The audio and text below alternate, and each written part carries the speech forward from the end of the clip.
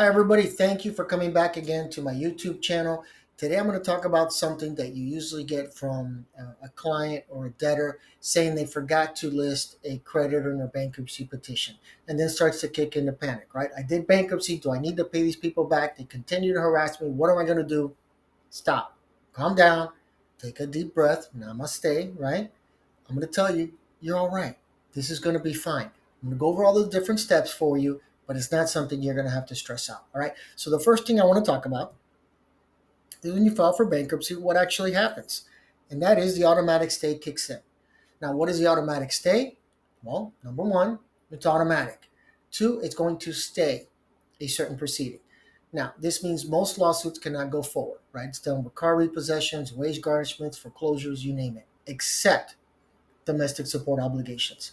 My last video, I think I posted like 2 days ago, I went over this issue that I don't know why family court judges continue to delay cases when there's a bankruptcy filed and the hearings related to spousal support or child support. They're not supposed to do that, but what can we do? Now, the next thing you need to focus on is what we're talking about with the Fair Debt Collection and Practices Act. What does that mean? Well, it's basically a law to protect you, the consumer, that if you filed for bankruptcy, they shouldn't be contacting you. They shouldn't be not calling you to ask you, where's the money? When are we going to get paid? Those harassing calls should stop automatically, automatic stay, once the bankruptcy is filed. So now is when you actually find out, wait a minute, I forgot to list a creditor because this creditor keeps calling me and I told them I filed for bankruptcy and they're saying we don't know what we're talking about. We haven't received any notice. And then you realize, okay, I have a creditor missing. What am I going to do? This is where I tell you the options are here.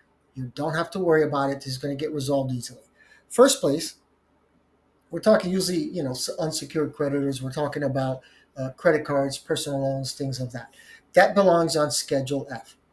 Very simply, if you haven't gone to your 341 meeting yet, or you've already gone and the case is still pending, all you got to do is amend Schedule F. You're done. You're good to go.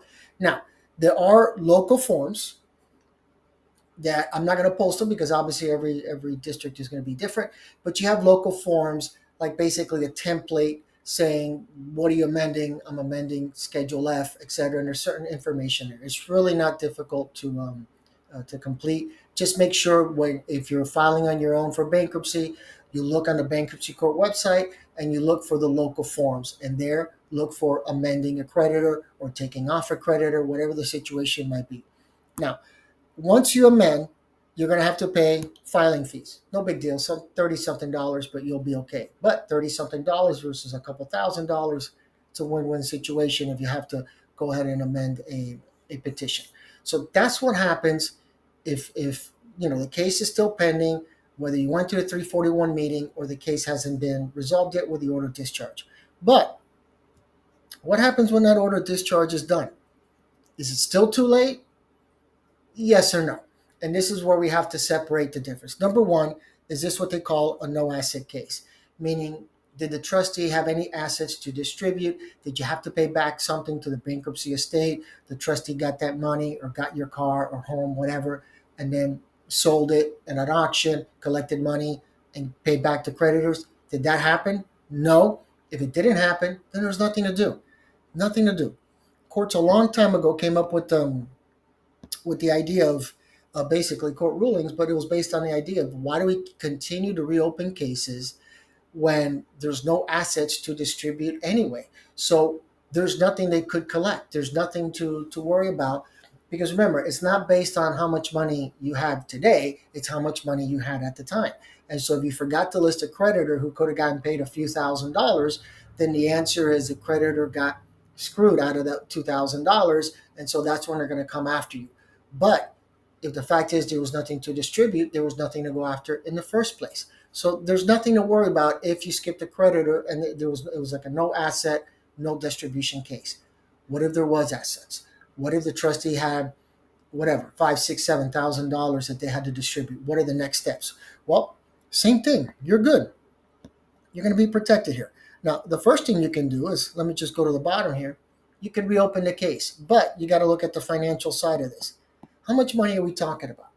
$200, $300, maybe it's just better to go ahead and pay back the creditor and call it a day, and that's it. You learn from your mistakes. That'll resolve the problem quicker.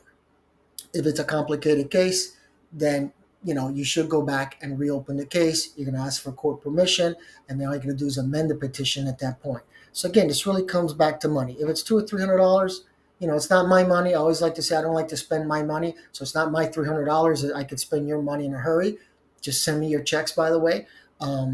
Or, again, if it's not worth it financially, I always try to tell people the practice of law, I don't care if you're talking family law or you're talking bankruptcy law, it's a business.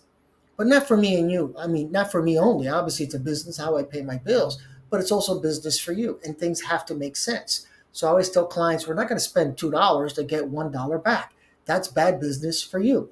Great business for me. I just made some money, but bad business for you. It's got to be good business on both ends. So if it makes sense financially to reopen the case and go through all those different steps to get rid of a creditor because it's just a substantial amount of money, then listen, go for it. Go ahead, reopen the case and take care of it that way.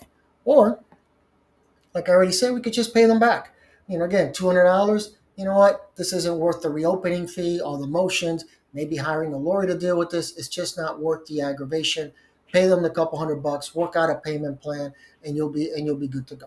All right. But as you can see, there's really nothing to stress out about. If you actually forgot to list your creditor, you can still go forward.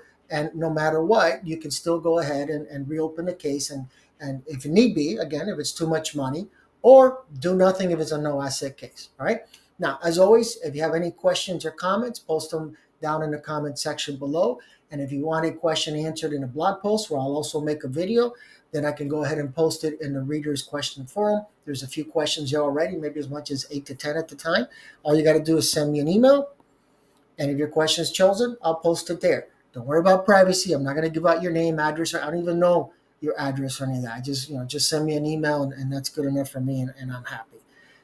As always, for those of you who are taking the paralegal studies courses, the legal studies courses, and you're using my textbook in your class, go check out my blog. My blog will explain a lot of things that either the textbook doesn't explain or maybe your teacher isn't explaining because it goes into bigger details. And it's written in a way that everybody can understand it. I've always said if you look at the bankruptcy code and you try to figure out the means test, good luck. I don't even know who came up with that. The language is just beyond, nobody can understand what they wrote there. But you read the blog, you might start understanding better the way the means test works and everything else. All right. So please subscribe to my YouTube channel if you like what you're seeing. And there's more videos I'm producing, several per week now. I keep saying I have a normal schedule now, so I'm happy about that. Got more time on my hands so I can focus on the blog and the videos. And hit me up on social media. I just opened up my Instagram account. Actually, I didn't just open it up. I've had it open, but now I'm posting there regularly as well. So you can come see me on Instagram. All right. It is Saturday. Memorial Weekend is coming up. So everybody have a happy, safe Memorial Weekend. Spend time with your family. Don't forget why this weekend exists in the first place. Take care, everybody, and I'll see you at the next video. Bye-bye, everybody.